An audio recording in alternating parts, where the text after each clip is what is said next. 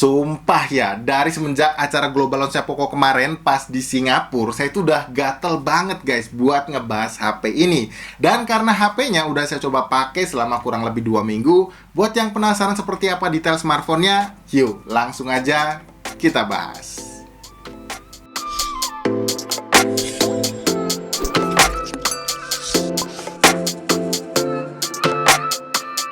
Halo guys, ketemu lagi barengan saya Iksan. Oke, jadi di tangan saya sekarang ini udah ada Poco F7 Pro, salah satu dari dua produk terbaru dari Poco yang harusnya nggak lama lagi nih bakal segera dirilis. Disclaimer dulu, sayangnya sampai video reviewnya ini tuh saya buat, saya tuh masih belum tahu nih guys, harga pasti untuk pasar Indonesia nanti berapa. Cuman kalau nantinya dijual dengan harga 7 jutaan kecil untuk varian RAM dan storage tertingginya yaitu 12/512 GB, fix sih Poco F7 Pro ini tuh bakalan berasa lebih menggiurkan loh daripada yang varian ultranya. Secara desain, sejujurnya kalau dilihat dari bagian layarnya yang terlihat borderless guys, maksudnya itu untuk bagian tepi bezel keseluruhannya ya udah kelihatan simetris dan termasuk yang tipis juga.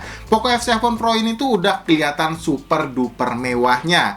Belum lagi soal build quality-nya yang emang feel-nya berasa sesolid itu guys. Frame-nya udah berbahan metal dengan back cover dari kaca premium yang kalau digenggam kayak gini tuh feel-nya berasa nyaman aja gitu. Ya walaupun menurut saya untuk bobotnya ini tuh masih berasa yang lumayan berat ya.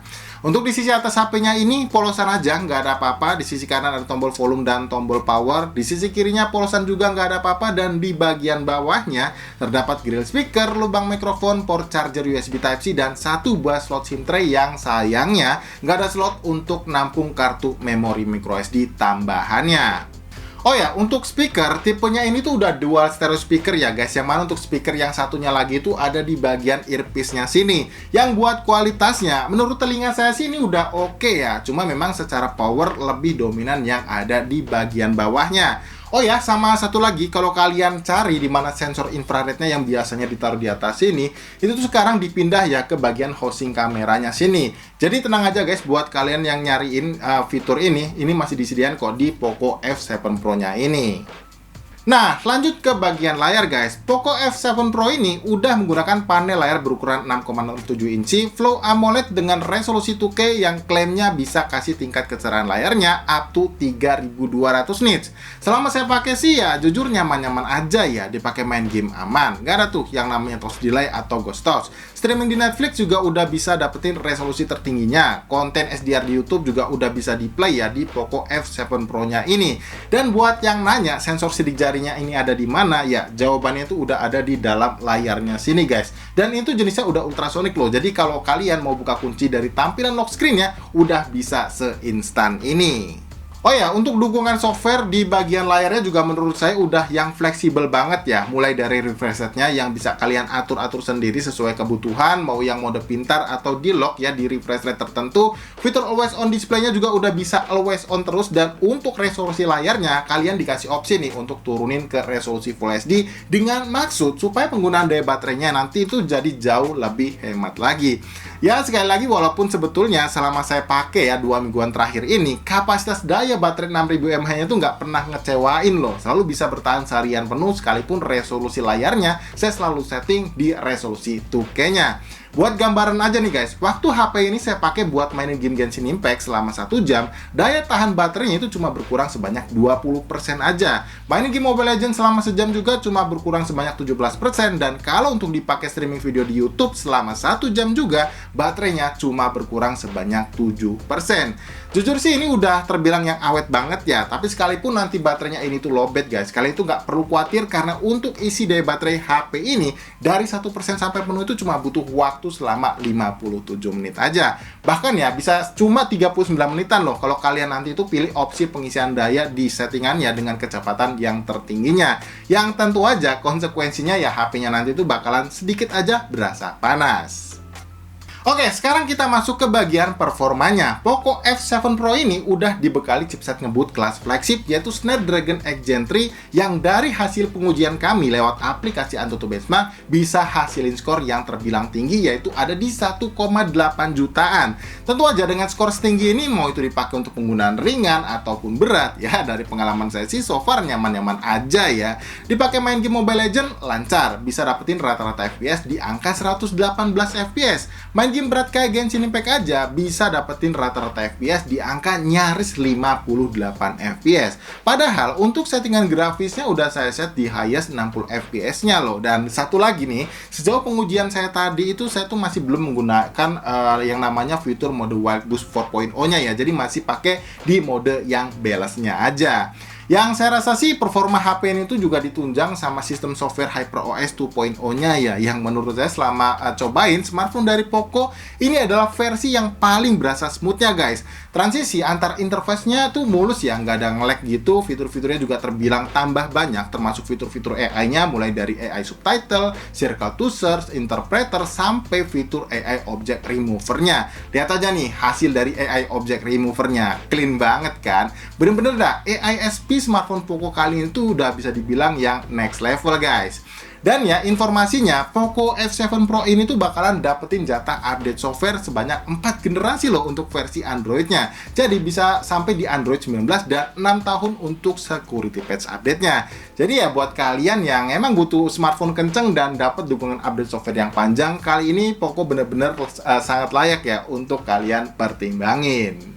Nah, sekarang kita lanjut nih ke bagian yang nggak kalah pentingnya dari HP ini, apalagi kalau bukan soal kameranya. Hadir dengan setup dual kamera, di mana resolusi kamera utama sebesar 50 megapiksel dengan sensor Light Fusion 800-nya, lensa kamera ultrawide 8 megapiksel, dan satu buah lensa kamera selfie yang resolusinya sebesar 20 megapiksel. Yang mana untuk kualitasnya, menurut saya ini udah termasuk yang oke ya buat di kelasnya. Warnanya kelihatan natural, dynamic range-nya luas, gambarnya juga kelihatan tajam, bahkan sekalipun di mode 2 kali digital zoom-nya. Dan yang paling bikin saya kaget sih waktu lihat hasil jepretan foto di malam harinya ya, nggak nyangka aja gitu kalau foto secakep ini diambil lewat kamera HP terbarunya Poco yang satu ini.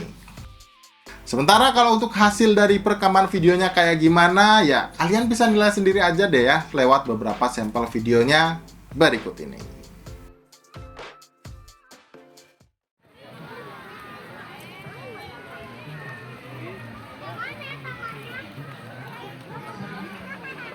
Ayo. Ayo, Bah.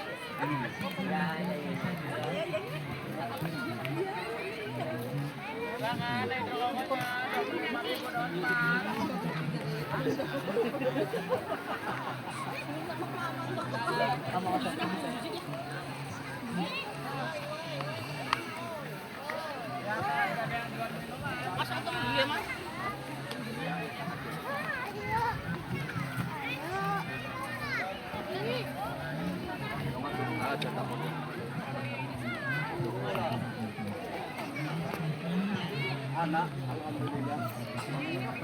Ya anak.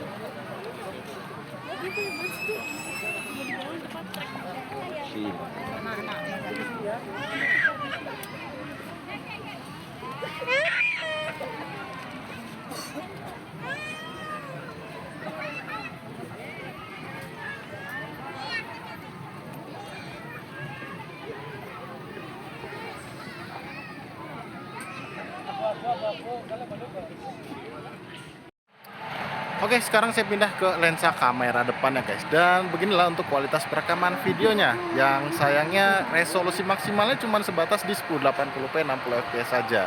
Jadi nggak kayak di lensa kamera utamanya tadi yang bisa di resolusi 8K 24 fps. Ya, untuk dynamic range-nya memang nggak seluas lensa kamera utamanya tadi. Cuman ini masih oke lah ya, karena untuk exposure di bagian wajah masih terlihat cukup jelas. Untuk perekaman audio mikrofonnya sendiri gimana guys? Apakah terdengar cukup jelas atau enggak? Karena ya jujur ini lokasinya lagi bener-bener di tempat wisata ya, rame banget, suara angin dan suara bising dari kanan kiri itu harusnya tertangkap banget di bagian mikrofonnya. Coba ya tulis di kolom komentar untuk suara saya. Oke, jadi kalau ditanya apakah Poco F7 Pro ini layak untuk menyandang predikat the new flagship killer, kalau dari saya sih ya jelas ini layak banget ya. Alasan tentu bukan soal chipset ngebut kelas flagship dan hasil jepretan kameranya aja yang bagus guys, melainkan soal penunjang lainnya juga, kayak baterainya yang awet, ngecasnya ngebut, kemudian dukungan update softwarenya yang panjang, kualitas lainnya juga oke, dan fitur-fiturnya termasuk fitur AI-nya juga udah termasuk yang lengkap loh yang tersedia di HP ini. Buat yang penasaran apakah Poco F7 Pro-nya ini tuh masih ada fitur iklannya? Sayangnya saya harus jawab masih guys. Tapi ada tapinya nih, kalau kalian akses atau buka aplikasi bawaannya aja ya, kayak di Get Apps, Mi Browser, atau bisa juga muncul di aplikasi Mi Videonya. Ya semoga aja Poco Indonesia beneran bisa kasih ya harga di 7 jutaan aja. Dan buat kalian yang nantinya langsung berminat untuk beli, tenang aja guys, untuk link pembeliannya pasti saya update di kolom deskripsi yang ada di bawah. Atau bisa juga nih, klik link produk yang ada di pojok sini. Oke, jadi itulah tadi ya guys, video review kita soal Poco F7 Pro-nya ini. Seperti biasa, jangan lupa untuk bantu klik tombol like-nya kalau kalian suka sama videonya, dan share juga ya ke teman-teman kalian. Barangkali video review kita kali ini bermanfaat. Kalau gitu, sampai di sini saya Iksan pamit guys, dan tentunya sampai kita ketemu lagi ya di video review yang berikutnya.